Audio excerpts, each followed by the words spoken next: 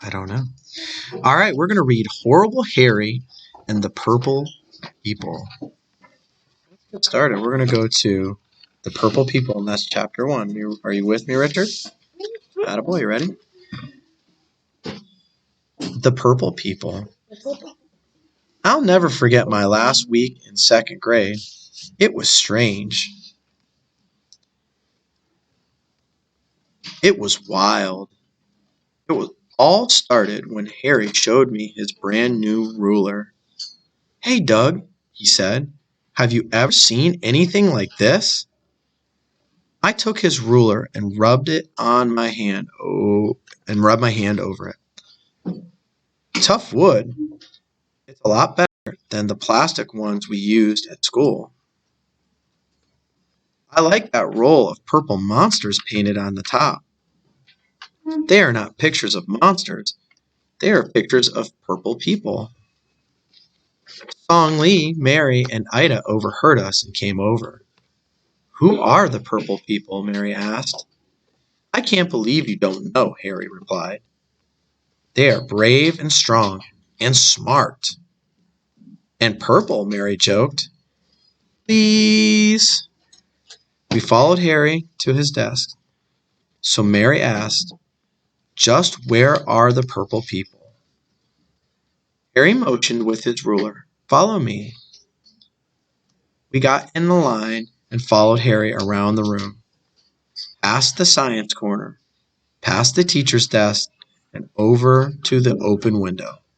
Harry closed his eyes and wiggled his fingers. They are here. Where? Mary asked. Harry opened his eyes. Up there, over here, under there, and in here. You're not making any sense, Harry, Mary snapped. I can't help it if I'm the only one who can see the purple people. How many are there? Sidney asked, looking around. Harry counted them with his ruler. There are 10 purple people in room 2B. 10, Mary groaned. Make that 9, Harry said. Mary rolled her eyes. Ida and Song Lee giggled.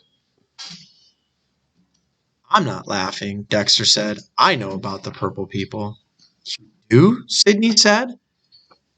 Then he hid behind me. Yeah, someone wrote a rock and roll song about them in the 50s. My dad has the record. It goes something like this. Dexter cleared his throat. I'm a one-eye, one-horn flying purple people eater. I know that song, Mary interrupted.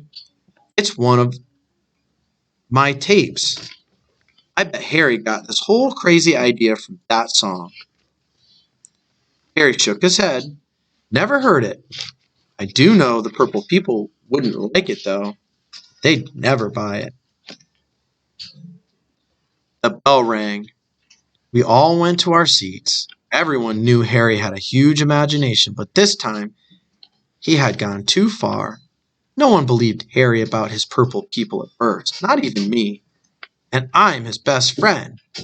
Miss Mackle picked up her book and continued reading to us about Alice in Wonderland. Alice had just eaten a mushroom, and now her neck had grown so tall it shot out of a tree. All the birds thought she was a snake. Harry leaned over his desk. I could tell he loved his part. It didn't make any sense to me. How can you like something you don't understand? Suddenly, a bee flew in the window. Look, Sidney shouted, a big bee. Everyone turned around. Miss Mackle put her book down. Boys and girls, remain calm. This happens in June. Then she opened her desk drawer and reached for a can of insect spray. Harry got out his purple ruler and his lunchbox. He had his back turned so he couldn't see exactly what he was doing. But he was rubbing something on the ruler. Now it's time for the purple people to save our classroom from doom. He held his ruler up high, like it was some kind of torch. Bzzz, the bee zoomed around the room. We watched it fly overhead, back and forth. Then, suddenly, it landed on Miss Mackle's hair. Sidney shouted, It's going to sting the teacher's head. The class screamed. Miss Mackle raised her hand. Shh. Harry moved next to the teacher with his ruler. We heard his soft chanting. Purple people, save the teacher, save the teacher. From the bee, from the bee. Look at Harry, he's crazy, man. Look at him. Right. Suddenly, the bee flew off the teacher's head and landed on the purple ruler. Bzzz. Everyone turned pin quiet. Harry slowly carried the purple ruler over to the window. The bee clung to it like magic. Harry dipped the ruler outside the window. Then he hummed another chant.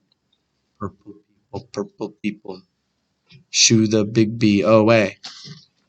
5 seconds later, the bee let go of the purple ruler and flew away. The class oohed and awed as Miss Mackle closed the window. Neato, Sydney said. The teacher returned to her chair. Thanks to Harry and his handy ruler, I won't need to use this big bug spray. I do need to get a screen for our window.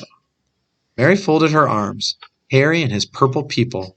That's hogwash. Hogwash, Miss Mackle replied. That reminds me of hooey and balderdash and humbug and poppycock and hokum. Sometimes we need a little nonsense in our lives. Look at Lewis Carroll, who wrote Alice in Wonderland. He was a math teacher, and he wrote wonderful stories about nonsense. Look at Harry. Oh no, I'm about to fall. Harry's about to go down. Just like Dale did. Yeah, just like Dale. Yeah, Harry replied. Then he fell out of his seat on purpose. Miss Mackle peered over her reading glasses. We need a little nonsense, Harry, she added. Harry sat up. He got the teacher's message. Aren't you going to finish the chapter, he asked, as soon as I find my place? When she finally did, the only one not listening to the story was Mary. She kept staring at Harry's desk, his ruler that stuck out of it. Purple people, Mary grumbled. Wait till I show Harry how dumb you are. All right, there we go. So you guys are going to reread that chapter, and you can reread it and follow along with Mr. T. All right. Tadero out.